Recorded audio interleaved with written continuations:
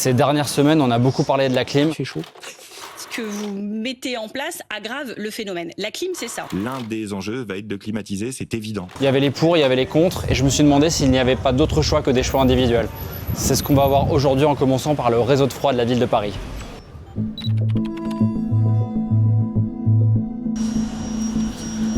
Donc là, on va devoir s'équiper, c'est obligatoire pour rentrer à l'intérieur, comme souvent sur les sites industriels. On doit aussi mettre des bouchons d'oreilles, parce que je m'excuse d'avance, c'est hyper bruyant à l'intérieur. Là, on est sur l'une des 14 centrales de production de froid de Fraîcheur de Paris, le réseau de climatisation de la ville de Paris.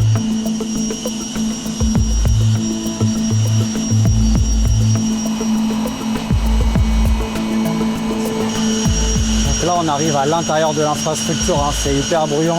Mais là, c'est impressionnant, il y a énormément de machines. En fait, ici, ils récupèrent l'eau de Seine juste en dessous. On va aller voir après pour refroidir une multitude de monuments. Il y a notamment le musée du Louvre, l'Opéra Garnier ou encore la bibliothèque François Mitterrand qui sont refroidis grâce à ce réseau de froid parisien.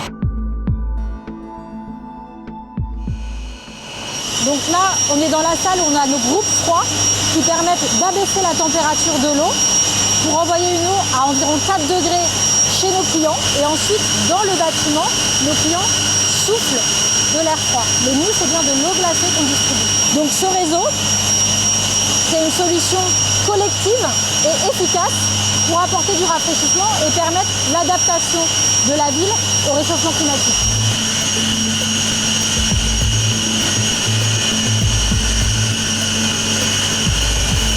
On voit, il y a des tuyaux partout autour de moi, c'est vraiment gigantesque. Au total, il y a 120 km de tuyaux qui serpentent dans Paris pour le réseau de froid.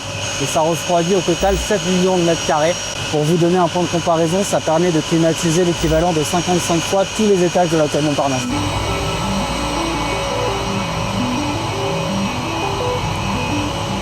Donc là, on va descendre à l'étage inférieur.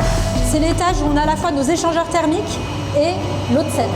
L'un des gros intérêts du réseau de froid urbain par rapport à une climatisation classique, c'est qu'on évite ces effets d'îlots de chaleur qu'on observe avec les climatisations autonomes.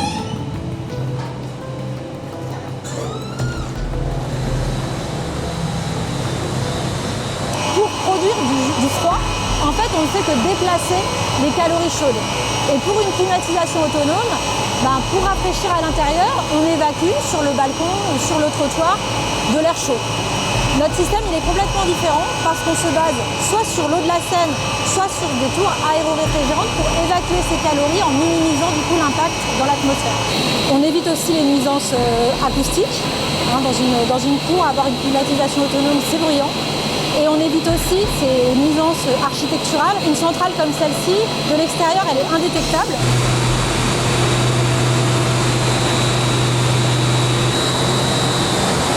Donc là, on va aller dans le local de pompage de la Seine.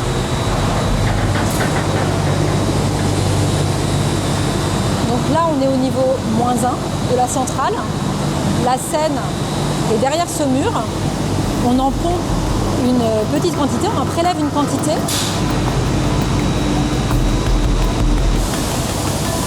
Donc là, vous voyez qu'on récupère des impuretés dans la Seine. On a des algues, des feuilles, du plastique.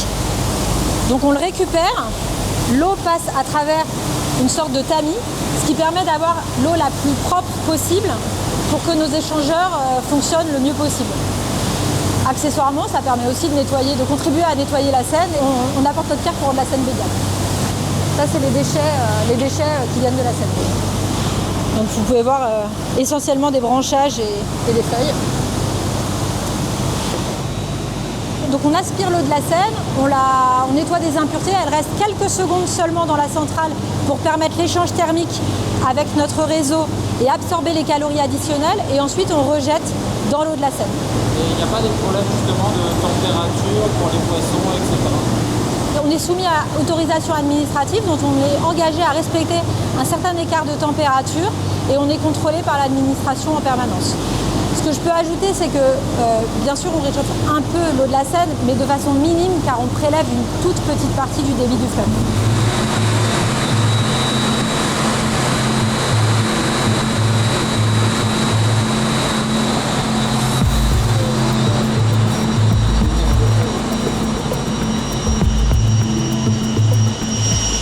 Donc là, on va aller à l'étage des pompes.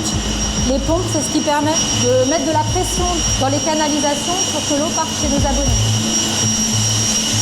Donc là, vous pouvez voir nos groupes froids. Ce sont eux qui permettent de refroidir l'eau pour l'envoyer à 4 degrés environ chez nos clients. Donc c'est des grosses machines industrielles avec un gros travail de conception et de maintenance pour avoir la meilleure performance énergétique possible. Une centrale comme celle-ci, si on compare aux climatisations autonomes, c'est 2 fois moins d'électricité consommée, une électricité 100% verte et 2 fois moins de rejet de CO2. Alors un des avantages des réseaux de froid comme celui-ci, c'est qu'il y a beaucoup moins de gaz frigogènes. Ces gaz à effet de serre au pouvoir de réchauffement jusqu'à 1500 fois plus élevé que celui du CO2 sont très problématiques parce que notamment il peut y avoir des fuites. Ici dans un réseau industriel, il y en a beaucoup moins parce qu'il y a de la maintenance tous les jours. Selon les données publiées par l'opérateur, il y a 90% moins de ces gaz qui s'échappent de leur réseau par rapport à une clim classique.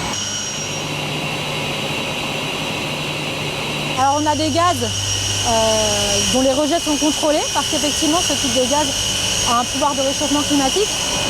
L'exigence de maintenance d'un niveau industriel permet de contrôler ces rejets beaucoup mieux que quand il y a des solutions autonomes qui sont installées chez des clients dont ce n'est pas le métier.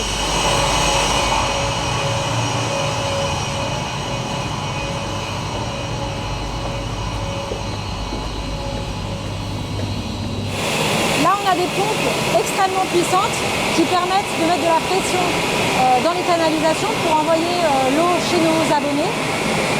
Une centrale comme celle-ci, elle peut envoyer de l'eau dans un rayon de 2 km. Donc c'est pour ça qu'on a 14 centrales dans Paris pour pouvoir desservir un maximum d'arrondissements.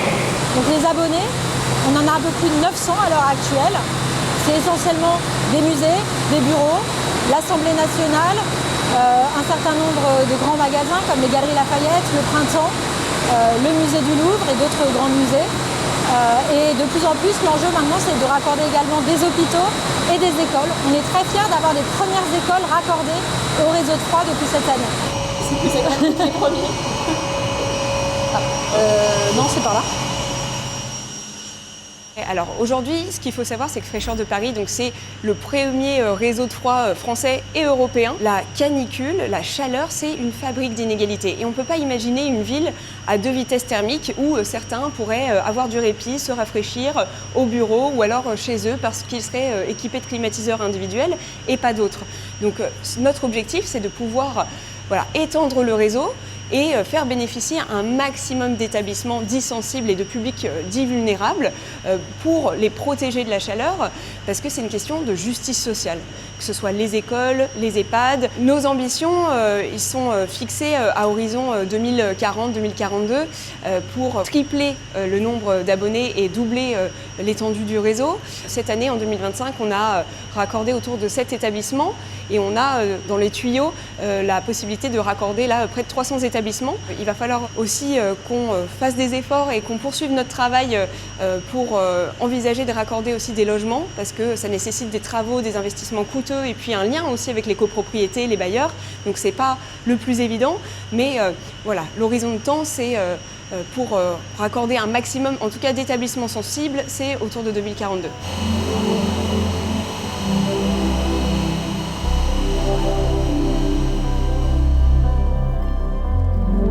Alors là, on vient de visiter le réseau de froid de la ville de Paris. C'est une solution très prometteuse, mais ça serait mentir de dire que c'est la solution miracle à toutes les problématiques des habitants français face aux canicules.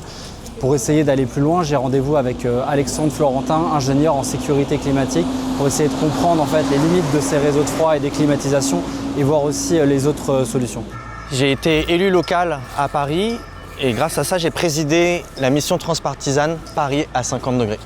Sur la plaque francilienne, on a 2 réseaux de froid. On a Fraîcheur de Paris, plutôt pour Paris intramuros, et puis on en a un autre à La Défense. Mais ce dispositif-là, comme n'importe quel autre, il a des limites en température. En fait, tout dépend de pour quelle température il a été designé. Il se passe la même chose sur les centrales nucléaires, sur les centrales au gaz.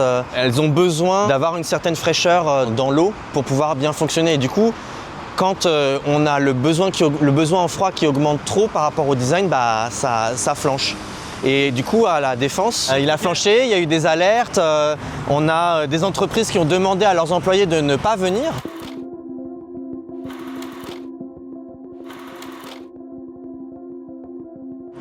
Donc là, on va traverser le désert. C'est le ministère de l'économie et des finances. C'est un bâtiment qui ne tient que grâce à la climatisation. Alors je ne sais pas ce qu'ils font pousser dans leur serre à tomates. Peut-être que ça explique certaines décisions. Est-ce que ça, c'est vraiment le bâtiment qu'il ne faut pas faire? Ah, alors il a un peu de pierre, donc c'est pas le pire. Le pire, c'est les trucs juste derrière. Là, c'est... Alors la tour du haut, ça coche toutes les cases des labels, green et vert. Il coche toutes les cases. Et ils me disent, ah bah, nous, on est super propre puisque en fait, on est avec Fraîcheur de Paris, donc notre empreinte carbone, elle n'est pas extraordinaire. Mais du coup, ça veut dire que comme Fraîcheur de Paris, c'est pas infini. On comprend bien qu'il y a une limite structurelle à la capacité d'un réseau à rafraîchir des mètres carrés. Est-ce qu'on veut que ce soit pour un design comme ça ou est-ce qu'on veut que ce soit pour l'hôpital d'à côté ou 10 écoles? C'est ça aussi qu'on va devoir faire comme choix. En fait, la clim, c'est un bout de la solution et elle est plutôt à la fin d'un point de vue du design. C'est ça qu'il faut qu'on vise. C'est pas le zéro clim, c'est le petit besoin en clim. Mais dans la clim, déjà, il y a plusieurs technologies. Il y a les technologies que les gens installent dans l'urgence avec cette espèce de trompe où tu vois la porte est à moitié ouverte. Bon, c'est pas du tout efficace, ça coûte cher à l'achat, ça coûte cher à l'usage puisqu'en fait on essaye de refroidir ce qu'on réchauffe en même temps. C'est très peu efficace. Et puis l'autre extrême, c'est les solutions qu'on voit dans le documentaire de Fraîcheur de Paris avec des solutions mutualisées qui sont beaucoup plus efficaces et qui n'ont pas du tout les mêmes inconvénients. Et puis après, il y a l'entre-deux avec par exemple des pompes à chaleur réversibles qui font faire du chaud pour l'hiver et du frais pour l'été. Ça, c'est déjà beaucoup plus intéressant. Donc voilà, on va devoir apprendre à vivre avec ce type d'incertitude parce que on saurait faire les travaux, mais si je mets de côté le problème financier, on a un problème de temporalité. Combien de temps il faut pour mettre de la clim partout? Ou bien les deux autres solutions dont on parle le plus, c'est la végétalisation et la rénovation. Donc là, on vient faire des travaux où on met des stores, où on met des volets, où on vient mettre une couche supplémentaire sur le bâtiment pour l'isoler de la chaleur et du froid en hiver. Tout ça, c'est des choses qui vont nous demander du temps. Et donc, il va falloir aussi qu'on apprenne à se réorganiser par rapport à la chaleur.